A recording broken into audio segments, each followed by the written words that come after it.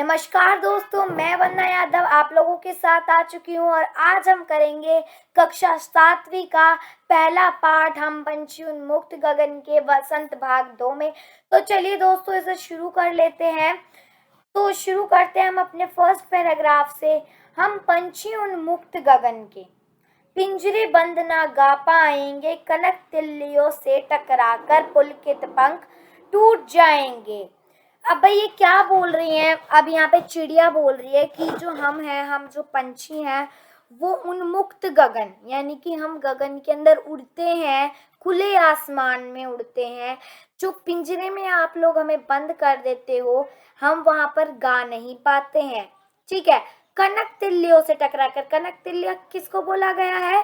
कनक तिल्लियां जो पिंजरे की के बाहर जो ये लगी रहती हैं कुछ इस तरीके की, इन्हें बोला गया है कनक तिल्लियां। कि अगर हम अपने पंख फैलाएंगे पंख फैलाएंगे पिंजरे के अंदर तो हमारे तो पंख ही टूट जाएंगे। हम बहता जल पीने वाले मर जाएंगे भूखे प्यासे, कई बली है कटुक निबोरी, कनक कटोरी की मैदा से। अब क्या बोल रहे हैं कि हम जो बहता, यानी कि जो पानी झरने से नदी से आता है, हम वो पानी पीते हैं, भूखे प्यासे मर जाएंगे। ठीक है।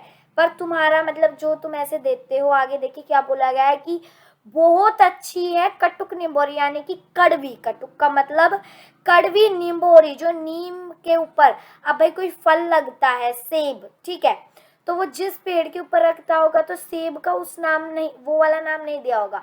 पर नीम के ऊपर जो फल उगता है वो होता है निम्बोरी। वो बहुत ही कड़वी होती है, वैसे तो उसका बस एक वो फूल या फल मान लीजिए वो होता है वो। तो वो कह रहे हैं कि कटुक निम्बोरी भी बहुत अच्छी है। कनक कटोरी, यानी कि जो कटोरी, सोने की कटोरी में जो तुम मैदा देते हो कटोरी में, वो बहुत, उसके आगे तो कटुक निम्बोरी बहुत अच्छी है। ठीक है। श्रवण श्रृंखला के बंधन में अपनी गति उड़ान सब भूले, बस सपनों में देख रहे हैं तरों की फुनगी पर के झूले। क्या बोल रहे हैं कि जो ये पिंजरे है, ये सोने के पिंजरे में, इस बंधन में रहते रहते हम अपनी गति उड़ान सब कुछ भूल गए हैं और अब तो हम बस अपने सपनों में ही, अब तो बस हम अपने सपनों में ही जो बस मतलब ऐसे झूले झूलना, एक फागुन का महीना आता है उसमें हम बस झूले झूलना अपने सपनों में ही देख रहे हैं अब ये सारी चीजें। ऐसे थे अरमान की उड़ते नीले नभ की सीमा पाने, लाल किरण सी चोच खोल चुगते तारक अनार के दाने। क्या बोल रहे कि हमारे क्या अरमान होते थे कि हम नीले नभ की सीमा पाने, यानी कि जहां तक आकाश हो हम वहां तक उड़े।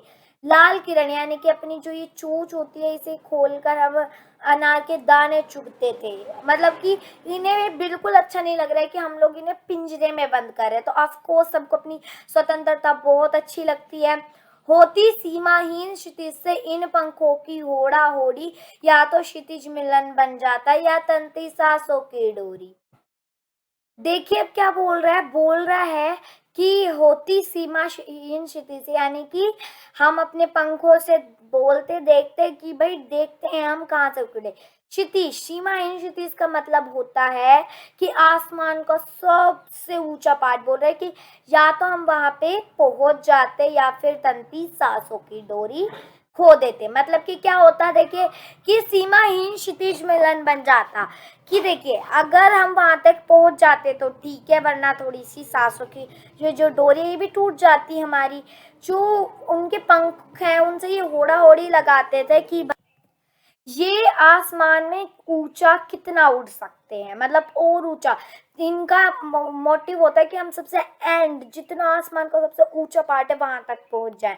आफ्टर है, उसके बाद है नीड ना दो चाहे टहनी की, आश्रय छिन भिन कर डालो, लेकिन पंख दिए हैं तो आकुल उड़ान में विघ्न ना डालो। क्या बोला है? नीड ना दो। ठीक है। तो अब ये बोल रहे हैं कि नीड ना दो, मतलब कि अब बोल रहे हैं कि कुछ खाना ना दो, चाहे हमारा जो आश्रय है, यानी कि जहाँ ये रहते हैं पेड़ों की टहनी पर, उसे भी हटा दो, पूरा तोड़ दो।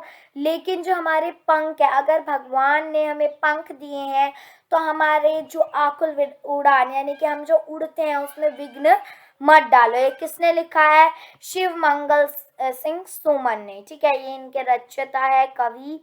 तो आपको ये भी अच्छे से याद रखना है कवि। आफ्टर दैट हमारा आता है प्रश्न अभ्यास।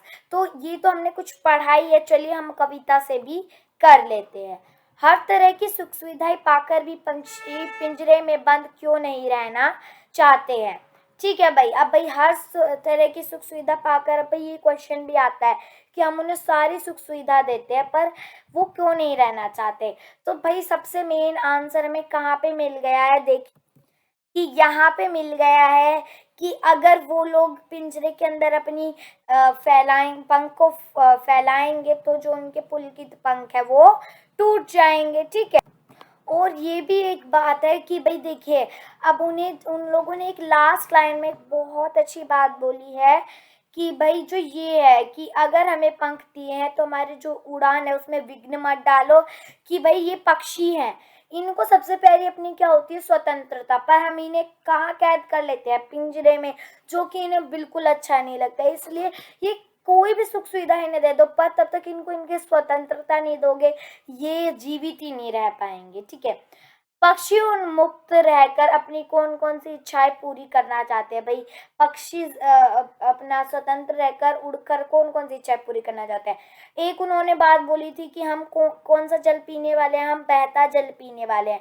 तो ये कौन सी मतलब अपनी इच्छा पूरी करेंगे, किस चीज़ की, अपना जो बहता जल होता है नदियों का, ये लोग वो पिएंगे। ठीक है, और फिर मैं मार्क कर देती हूँ, ये बहता जल पिएंगे। आफ्टर दैट ये कटुक निम्बोरी खाएंगे। ठीक है, ये अपने पंखों से उड़ पाएंगे। ठीक है, आफ्टर दैट कि इनके जो भी सपने ये देखते थे वो झूला झूलने का, वो सब कुछ ये सबसे ऊंची डाल पर बैठकर झूला झूलना सब कुछ कर पाएंगे। ठीक है, उसके बाद ये दाने चुग पाएंगे। ठीक है, उसके बाद ये जो क्षितिज का इनका होता है, क्षितिज, सीमाहीन क्षितिज, यहाँ तक वो जा पाएंगे, अपने पंखों से होड़ा होड़ी कर पाएंगे। ठीक है, और अपना एक आश्रय बनाकर रह पाएंगे। ठीक है, और यहाँ पर उड़ान का तो मैंने आपको बता ही दिया था। तो ये हमारा आंसर इसमें क्या मैंने बताया अभी आपको।